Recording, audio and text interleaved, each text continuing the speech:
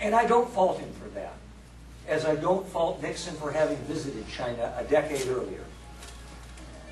But just as Nixon sacrificed Taiwan for his trip to China, Jimmy Carter did the same thing in his recognition of the People's Republic as the China. Because the exiled government of Chiang Kai-shek, the Republic of China, was occupying the island, and they went by the name of China, and they kept talking about trying to regain the mainland, the island slid into the trap, the quicksand of history, where it's been stuck all along. So Carter issued his own communique on the recognition of China. January 1st, 1979.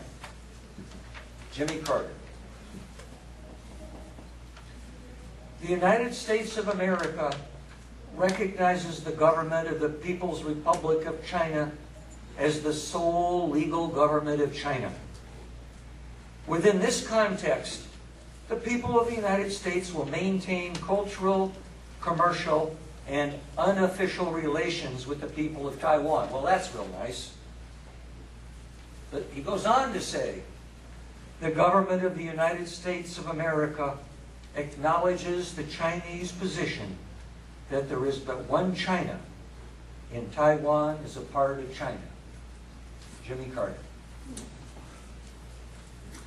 Congress, alarmed at that, almost immediately passed the Taiwan Relations Act in 1979. And there's a line in the Taiwan Relations Act that I want to share. In the Taiwan Relations Act, it says the act is to maintain the capacity to resist any resort to force or other forms of coercion that would jeopardize the security or the social or economic system of the people of Taiwan. Well, I'm glad there's a Taiwan Relations Act, and I'm glad that says what it says. But it still does not talk about self-determination. It still leaves out that vital element that's been missing from the picture since 1945, the right of the people of Taiwan to choose their own future.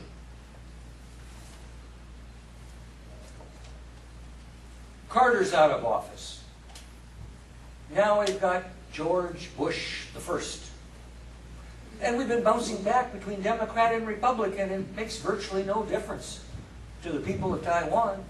Each president in line has so far betrayed them on the topic of self-determination. Yes, the United States presidents have been selling weapons to the Republic of China. Taiwan's been a great source for the American military-industrial complex. The defense contractors have gotten rich selling weapons. That this unresolved political status has created an arms race. Hundreds of missiles in China facing Taiwan, and the United States military industries busy selling weapons and weapons and weapons to the island. Good for business, bad for the people of Taiwan. Bush got a number of letters. He got letters from Taiwanese American Association chapters all over the country. He got a letter from FAPA. He got letters from the mayor of Honolulu. A whole variety of letters about human rights issues. He didn't answer a one of them himself. He gave them to the State Department. They gave them to a guy by the name of Dennis Brown. Dennis Brown answered all of George Bush's letters. I've got a few of them. Let's hear what Dennis Brown had to say for George Bush about Taiwan. I'm going to read that one last, because that one actually wasn't by David Brown. So, the Seattle chapter of the Formosan Association for Public Affairs wrote and asked, what is to be the future of Taiwan, Mr. President? And here's what the answer was.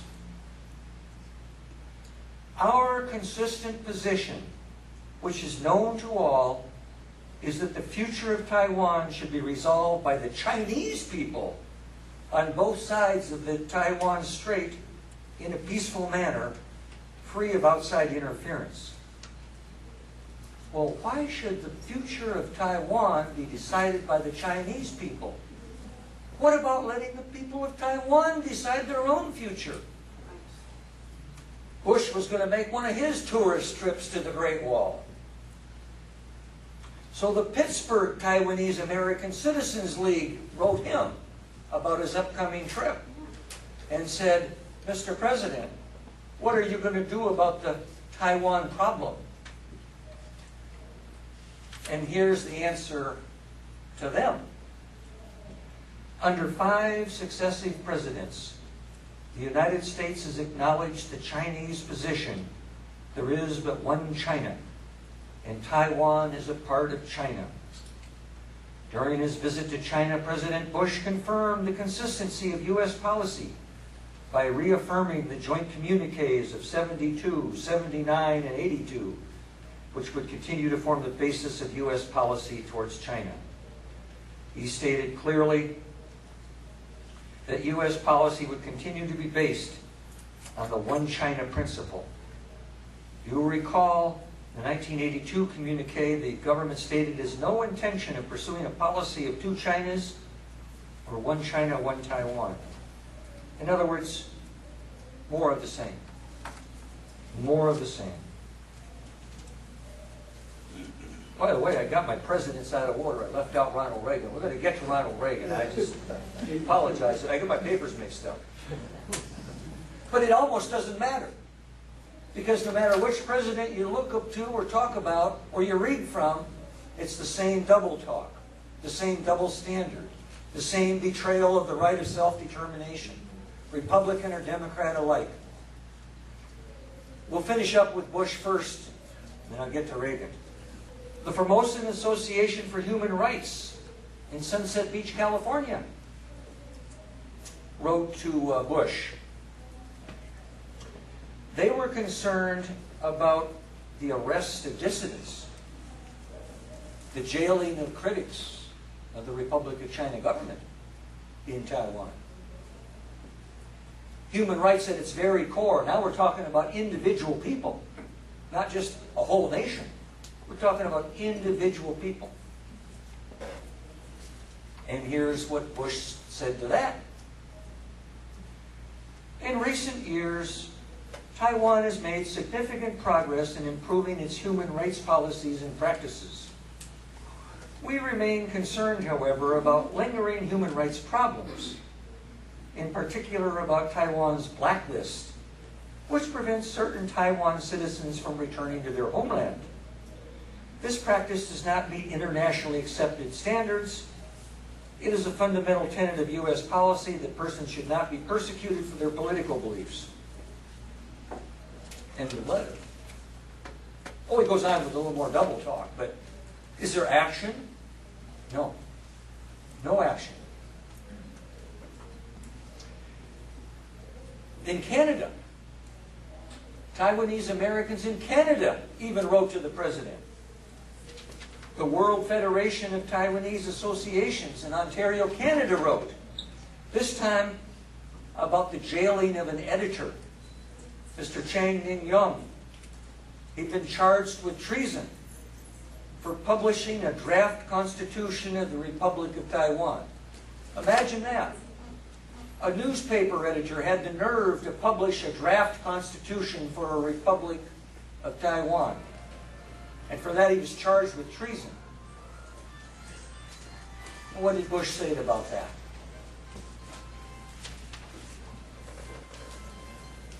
Well, as you know, U.S. government policy towards China is based on the principle there is but one China. The U.S. government has made it clear it has no intention of pursuing a policy of 2 Chinas or one China, one Taiwan. However, the American U.S. government supports the right of free speech without regard to political content.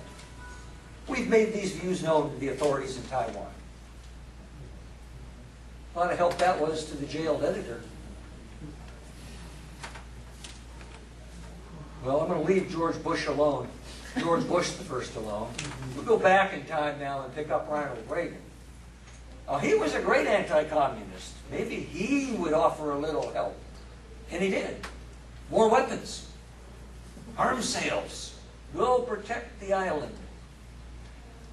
His arms sales policy was so aggressive that it caused alarm in China. And in September of 1981, the People's Republic of China issued a 9-point proposal. Reagan decided, well, you know, maybe we need to kind of quiet this down a little, and issued a joint communique with Red China. The third communique, the first one we had was Nixon's. Then we had Carter's. Now we've got Reagan's. Here was the China position.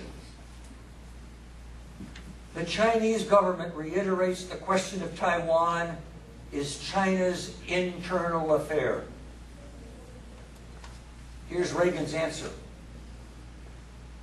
The United States government attaches great importance to its relations with China and reiterates it has no intention of infringing on Chinese sovereignty or territorial integrity or interfering in China's internal affairs or pursuing a policy of two Chinas or one China, one Taiwan. Furthermore, our arms sales to Taiwan will not exceed in quantity or quality the level of weapons that we've previously supplied. Well, that made Chiang Ching-kuo unhappy and uneasy. So Reagan had to issue another statement about our arms sales. This is his statement on the arms sales. He said, the Taiwan question is a matter for the Chinese people on both sides of the Taiwan Strait to resolve. We will not interfere in this matter or prejudice the free choice or put pressure on the people of Taiwan in this matter.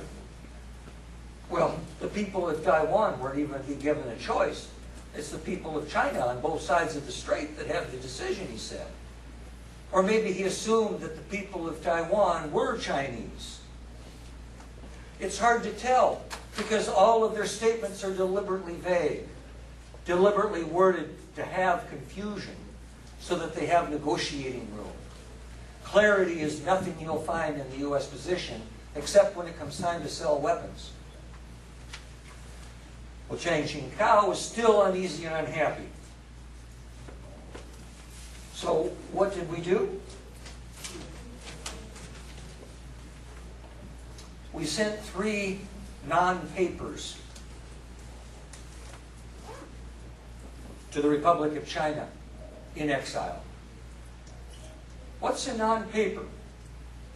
I came across that in my whole life. I've never heard about a non-paper. And we gave Chiang 3 of them.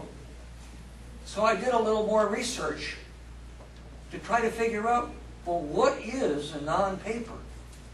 And here's the definition of a non-paper.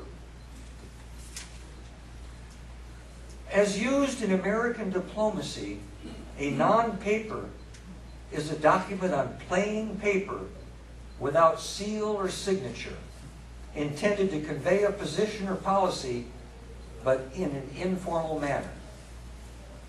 We didn't even give them official document. More double talk. Double talk to them, double talk to the Chinese, double talk to the Russians, double talk to the American public, double talk to Congress. That's what's been going on out of the White House since 1945. Every president. Well, now we're done with Reagan. Now it's Bill Clinton. Oh, we had George Bush in there. I had my order reversed, so in case you keep track of history. Bill Clinton. Well, he had his own policy, the 1-3-3 policy.